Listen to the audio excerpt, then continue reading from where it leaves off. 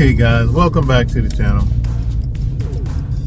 Oh, if you look out the backside of my Maverick pickup, you'll see a white pole. And that white pole is a piece of 1/2 inch, 10-foot long PVC. Now, why is that significant? Why is it important? Well, let me explain. The last video that I uploaded, we did some final touches and getting the boat ready to get out on the water to do some fishing on last Thursday.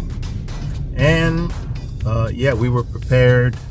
The weatherman predicted it was going to be 60 degrees. It was 68 degrees the day before, almost 70 as a matter of fact. So I thought everything's good. They said it was going to be partly cloudy. And I wish that weather forecast had been accurate for where we went. So to make a long story short, even the footage that I did get was very much useless and pointless because some things happened. Some things that one is me learning. You know, this is a new boat, new setup, everything's new. I'm putting stuff on faster than I can get out there and test it. So that's the disclaimer. But to make a long story short, we get out, we being me, I got ready, got out there. I guess by the time I got to the water, it was around 8:30 in the morning, which was perfectly in line with where I wanted to be. But as I got to the water, I looked out as I arrived at the dock, and I could see like white caps. In other words, the water was rough. And when I left home, it was calm. There was no wind, but out there on the water, it was blowing. Not only was it blowing, now this is basically time-wise, it takes me approximately 20-25 minutes from where I live at. So normally the weather where I live at would be pretty much in line with where we were going. That's why I wanted to do that. That's why I figured it would be safe. So I get there and the wind is blowing. I'm like, okay, I'm going to probably have to stay in the lower end of the creek and not go out further towards the mouth of the river where the rivers and the creek meets.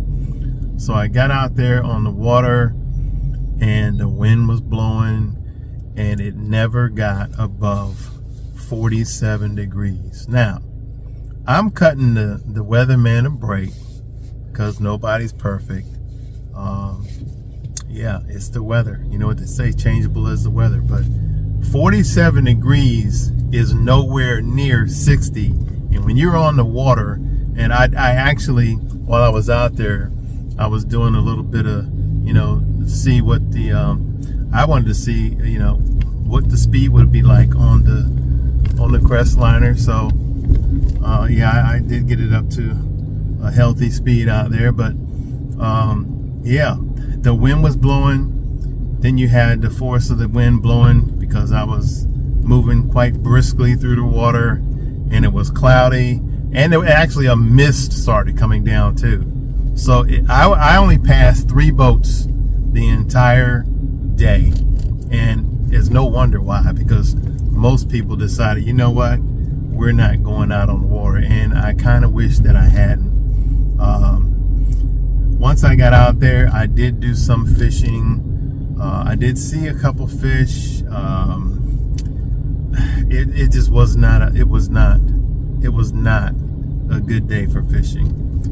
And one of the other boats that I did meet as we went back into the dock told me, said, hey, I asked him if he caught anything. So we had 1 nibble. I said, well, I don't feel bad. I didn't catch anything either. So that being said, we had a little bit of an issue when I got back to the dock. Now, the wind was blowing, so I'm trying to get the boat tied out at the dock. And this dock kind of sits up pretty high. So the boat was kind of trying to blow under the dock a bit because there was somebody else already loading up. So I was using my shallow water anchor pole, the one that we did a video on, the one that I've told you guys that I was definitely excited about using. And I used it to push away from the dock so that I could get the rope tied. But every time I would push away, the wind would keep blowing me back. So as I'm trying to get the boat situated, the shallow water boat anchor pole falls over the side and it just disappears into the water that it was the complexion of chocolate milk. So I couldn't see it. The water is deep enough right there. I would say approximately 5 feet deep, and the water temperature that day was about 43 degrees. So was I going to jump in for that shallow water anchor pole? No, I was not. I really got that sinking feeling, pun intended. So I got the boat loaded up. I was feeling somewhat defeated because I had pictured Thursday as being my first successful fishing trip. I was going to light them on fire, catch some fish. First, I have not caught a fish on my boat yet, and that's frustrating. So now it's starting to get in my head, So, yeah. So I had to make a decision. How am I can I possibly retrieve that shallow water anchor out of the water without being able to see it? By other people coming in the same time I was, everybody was trying to get out of the water, and I wasn't going to hold everybody up while I'm trying to. There's really no way for me to retrieve it. I didn't have anything to retrieve it with. So I just, oh well. It's one of those things I just said, oh well. I knew approximately where it could possibly be, so I got home and I got to thinking about the thing. To replace that shallow water anchor pole is not a tragedy, but it would cost me anywhere, if I make another one like I made that one, probably $85, or I could just buy one already made and cut the drama and just pay $100 or less. Or I could come up with an idea or a plan of how I could possibly retrieve it. I know it's right parallel with the dock. I couldn't be certain exactly. I didn't mark the dock with a piece of, with a Sharpie to know exactly where it was, but I knew approximately. So I got to looking around on Amazon, and I said maybe I could use one of those grappling hooks, like the 4-prong grappling hook. So I started looking around and I saw some, but the problem with that is I didn't want to spend half the price of the shallow water anchor pole on a grappling hook. So I went on Amazon and fished around. Someone wanted to sell you the rope. I got plenty of rope. I just needed the 4-prong grappling hook. And I found one, and I'm going to show you how much it is. I'm going to tell you how much it is. I'll post it up in a picture in this video. But it wasn't much. And I had some rope already. I said, okay, today after work, I'm going to take that thing. I tied the rope to it last night. I put about 15 feet, 20 feet of rope on it.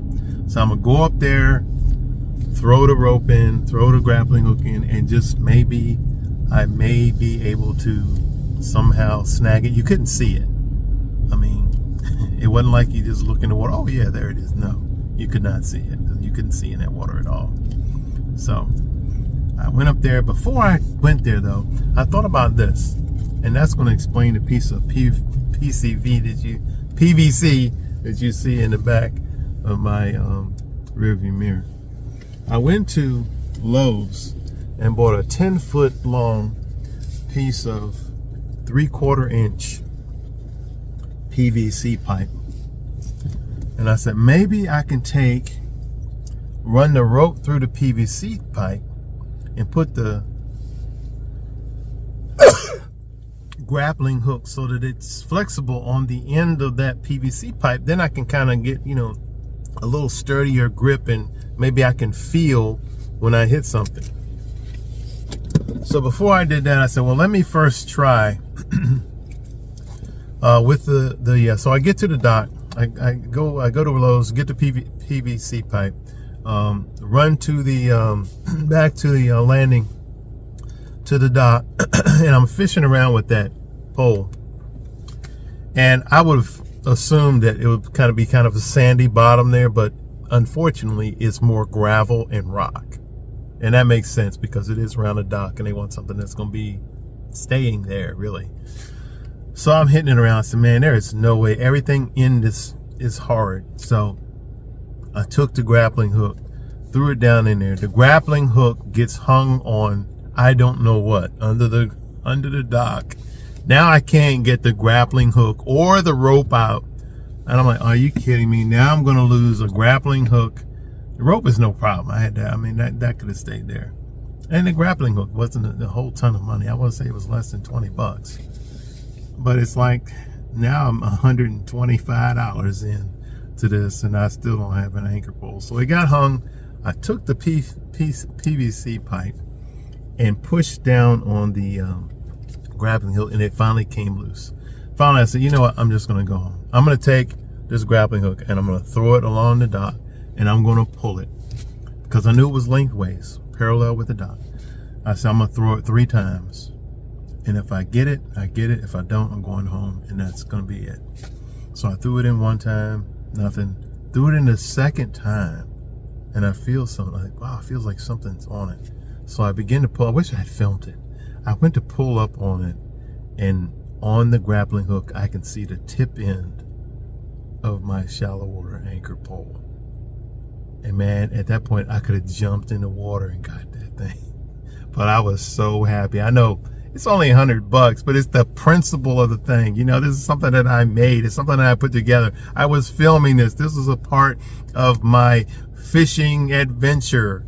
So I got my shallow water anchor pole back. Saved myself. When you add up the price of the PVC pipe and the grappling hook, about $25. So I'm still $75 ahead of having to buy a brand new anchor pole. And I feel like, though I didn't catch any fish, I was able to fish and catch something, even if it was only my anchor pole. So as we arrive back to the house, here is